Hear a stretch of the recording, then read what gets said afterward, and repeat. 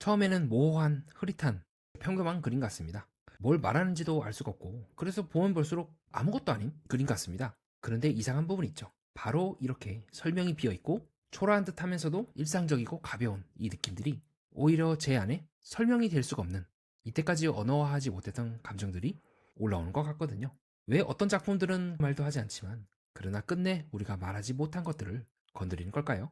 오늘은 파운드리 서울의 단체전과 양모모 작가님의 작품을 함께 살펴보면서 예술적 관점이 아니라 인간적인 관점에서 이 질문을 끝까지 밀어보도록 하겠습니다. 두 전시 모두 이제 같은 제목으로 시작을 하거든요. 그래서 아무것도 하지 않으면 이제 달콤함을 뜻하고, 이는 파이프 갤러리에서도 마찬가지죠. 아무것도 아니다라는 것에서 좀 공통점을 저는 발견했는데요. 네, 이와 같이 전시회 그리고 파운드리 서울의 여러 가지 작품들 중에서 제가 인상 깊었던 작품을 꼽으란다면 요 두 작품을 이제 꼽을 것 같습니다. 자, 말 그대로 아무것도 아니다. 저는 두 가지 의미가 있다고 생각을 해요. 공백, 처음부터 없었던 것이라는 의미가 있을 수가 있겠고요. 두 번째로는 이때까지 우리가 말로 표현할 수 없었던 것들. 그렇기 때문에 아무것도 아닌 것이라고 하고 있지만, 그러나 예술가라든가 작가 등 세상을 민감하게 보는 사람들에서는 눈에 보이는 것들. 자, 가령 한국어에서는 지금 파운드리 서울의 요 제목에서처럼 이런 말이 존재할 수가 없죠. 아무것도 안 하는 달콤함? 뭔 소리야? 한국인들이라면 야 빨리빨리 하나 더 해야 돼 라는, 오히려 빨리빨리 하는 데서 오는 달콤함이란 말을 이제 빨리빨리란 말로 압축을 하는 게 차라리 맞을 정도로, 네, 문화권마다 각자 공유하고 있는 심상이 다르고 그 심상에 따라서 이야기하는 바도 다르다고 생각을 합니다. 그래서 이 작품 이 두 개만 놓고 봤을 때 그냥 약간 흐릿한 어떤 다른 추상화가 좀 더 흐릿하게 된 거 아닌가 싶은데, 그리고 뭔가 구체적으로 뭘 얘기하는 게 없어 라고 기껏 해봐야 느낌, 근데 바로 그 느낌이지 않을까요? 얘기하고 싶은 것들이 작품 안에 섰을 때 뭐 구상화라든가 다른 구체적인 것들을 말하지 않음으로써 오는, 역설적으로 그렇기 때문에 아무도 말하지 않았던, 스쳐 지나갔던 것들을 이번 전시회가 저는 얘기하고 있다고 보고 있습니다. 자, 가령 요 아래 있는 이 꽃병들도 되게 모양이 좀 특이하거든요.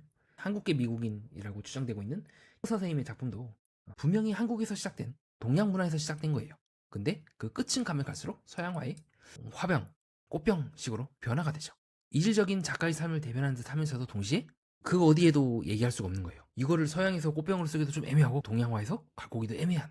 그러나 이런 기법들은 확실히 서양 쪽에서 많이 쓰는 기법이지만, 본질적인 것들은 또 동양의 그런 백화라든가 백자라든가 이와 같이 서로 다른 것들이 이제 매이고 접목이 되고 접붙임이 돼서 오는 그 이질성에 대해서는 이때까지 우리가 말할 수가 없었을 겁니다. 말 그대로 아무것도 안 하는 데서, 아무것도 없는 데서 오는 어떤 독특한 느낌들인 거예요. 어쩌면 이 선생님께서, 작가님께서 이제 말씀하고 싶었던 말은 그 느낌을 함께 이제 느껴보자. 동시에 작가 선생님의 이제 정체성이기도 하고요. 동양계 출신, 이제 서양인이니까요. 자, 이것은 이제 도쿄를 기반으로 활동하고 계시는 이제 픽시 라오 선생님의 작품에서도 마찬가지입니다. 어떻게 보면 이제 연인들이 그냥 장난을 치고 에로틱하면서도 무의미한 순간일 수도 있지만, 그러나 역설적에게도 그 무의미하게 소소하게 즐기는 그 느낌에 대해서는 우리가 살아가면서 지나치기가 쉽죠.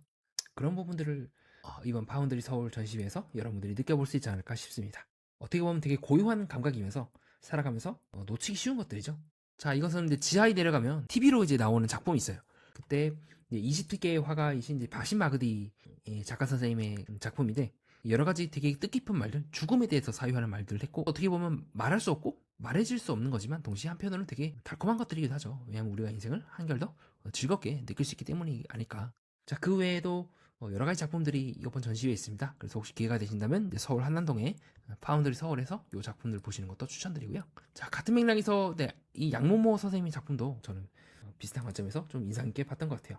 작품들을 보면 그냥 뭔가 구체적인 형상은 없어요. 아, 그렇구나. 뭔가 추상화 같기도 하고 되게 그 작가 선생님 특유의 약간 이렇게 짙게 들어가는 그 느낌들이 인상적이긴 해요. 근데 그렇구나. 근데 이게 뭘 말하고 싶은 걸까? 라고 이제 저를 늘 이제 작품을 봤던 그 생각대로 이제 접근을 했던 거죠. 그러다가 쭉 작품을 보면서 이제 든 생각이 뭐냐면, 어쩌면 이 선생님들의 일련의 이 작품들은 말해질 수 없고 말할 수 없으며, 어쩌면 말해서는 안 되는 것들에 대해서 얘기하고 있는 건 아닐까. 평론하는 선생님도 말씀하시더라고요. 회화의 결과가 아닌 이제 과정에 주목하며 그리기와 지우기, 구축과 해체가 반복되는 시간의 구조를 탐구한다. 완성된 이미지나 고정된 의미를 지향하기보다 끊임없이 수정되고 유예되는 상태를 유지하며 회화가 형성되는 조건 자체를 드러낸다. 저는 여기서 이제 회화가 형성되는 조건에서 저 개인적인 생각은 회화뿐만 아니라 인간의 말해지지 않은 감정도 같이 표현된 것 아닐까라고 봤던 것 같습니다. 가령 이제 한국어에는 없는 표현이죠. 뭐 떠나왔던, 함께했던 반려견을 떠나는 슬픔. 자, 이거를 이제 세 글자나 두 글자로 함께 통용할 수 있을까요? 없죠. 이거는 저만의 고유한 느낌일 겁니다. 그리고 그 개가 말콩이가 될 수도 있고 겨울이가 될 수도 있고 사람마다 경험 다 달라요. 근데 언어라는 거는 어떻게 보면 굉장히 폭력적이에요.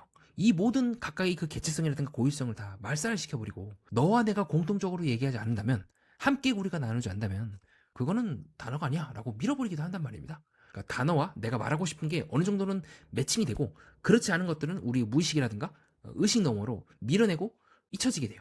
예를 들어서 모든 사람들이 다 사과를 같은 의미로 이해하지는 않지 않습니까? 실체를 다 표현할 수 없다. 즉 상징계는 그 안에 구멍이 있고 우리가 실제로 갈 수는 없다. 예, 신경증자들은 실제계와 직접적으로 접촉할 수 없다고 저는 이해를 하고 있는데 그만큼 언어는 굉장히 불완전하고 실제로는 그 언어가 우리 안에 구조화된 순간 우리 또한 언어를 쓰는 그 순간 세상을 불완전하게 이해할 수밖에 없고 이는 우리 자기 자신에도 마찬가지예요. 우리 안에 있는 모든 감정들을 언어로 완벽하게 표현할 수 있을까요?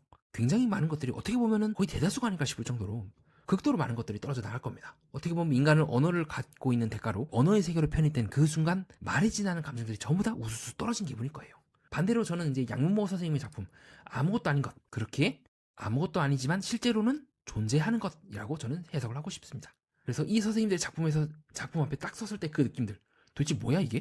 근데 뭔가 어떤 느낌은 올라와. 뭔지 말할 수는 없어. 근데 이걸 언어로 표현할 수 없어. 언어로 표현하면 안 돼. 표현하는 순간 다시 언어의 폭력성이 내 안에 갖고 있던 수많은 미지의 감정이 다시 휘잉 하고 날아가 버려.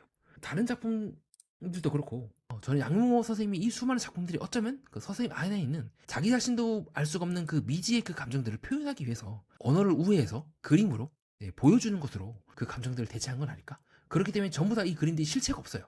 근데 실체가 없다고 해서 무의미한 건 아니에요. 가까이 그 감정들마다 여러분들이 이 앞에 서게 된다면 여러분의 삶 속마다 각자 느꼈던 형상들이 느껴질 수도 있을 겁니다.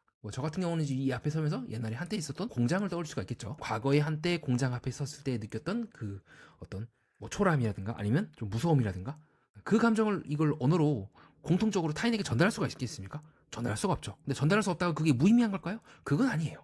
아무것도 아닌 것이긴 해요. 하지만 저에게는 굉장히 소중한 존재론적인 경험이었을 겁니다. 저에게 있어서는 그냥 이제 어떤 다람쥐를 그린 그림일지도 모르지만 반대로 양문모 작가님에게서는 되게 중요한 어떤 본인의 개인적인 경험이 형상화되었을 수도 있겠죠. 그렇기 때문에 저는 양문모 선생님의 가치가 있다면 그 경험들을 나의 경험들을 니들이 똑같이 느껴봐 라고 해서 강요하는 것이 아니라 그 경험들을 형상할 수 있게끔 하는 판을 깔아줬다. 이 작품 안에 선 순간 구체적인 형상이 오히려 없기 때문에 각자 나름대로 자기 자신의 언어화되지 않은 것들을 끄집어내는 약간은 심리치유적인 효과라도 볼 수가 있겠죠. 그런 효과들을 저는 이 작품을 통해서 오히려 느꼈던 것 같아요. 오히려 작품이 추상도 아니고 구상도 아닌 모호한, 흐릿한, 약간 입맛이 씁쓸한 그러한 느낌들이 오히려 이 작품들을 양문호 선생님의 고유한 세계로 이끄는 거라고 보고 있습니다. 정리하겠습니다. 그래서 저는 왜 이 작품들이 단순한 추상화처럼 느껴지지 않고 다르게 보게 되었는지 생각하게 되었습니다. 아마 이 그림들은 단순히 형상이 없는 게 아니라 언어로는 다 묶을 수가 없는 감정들을 건드리고 있는 건 아닐까요? 누군가가 소소하게 함께하는 즐거움, 혹은 지나간 관계에서 설명하기 어려운 수치심, 아니면 누군가를 떠나보내는 슬픔 등 사람마다 각자 말할 수 없는 미세한 감정들 말입니다. 우리는 편리상 그것을 슬픔과 그리움, 불안이라고 명명하긴 합니다. 그런데 사실 그 한 단어로는 다 담기지 않는 것 같습니다. 말은 우리를 정리해주지만 동시에 우리 안에 많은 것들을 잘라내기도 하니까요. 그렇게 어떤 작품들은 구체적으로 설명하지 않을수록 더 강해집니다. 설명이 비어있기 때문에 자기 안에 있던 미처 정리하지 못한 감정들을 불러올 수 있기 때문이라고 보고 있습니다. 아무것도 아닌 것처럼 보이지만 실제로는 아직 말이 되지 못한 것들이 그 안에 남아있는 게 아닐까요? 자, 이는 예술도 그렇고 인간관계도 비슷한 것 같습니다. 우리는 늘 말한 것으로만 사는 게 아니라 말하지 못한 것으로도 살아가기 때문입니다. 그렇기에 어떤 그림들은 정답을 주지 않습니다. 그렇지만 우리 가슴속에 오래 남습니다. 이상입니다. 끝까지 봐주신 여러분 진심으로 감사드립니다. 자유롭고 편안하게 감상을 댓글로 남겨주시면 감사하겠습니다. 이상 예술과 인간 그리고 세계의 이면을 구조적으로 해석하는 채널 예술매니아와 여러분 함께했습니다.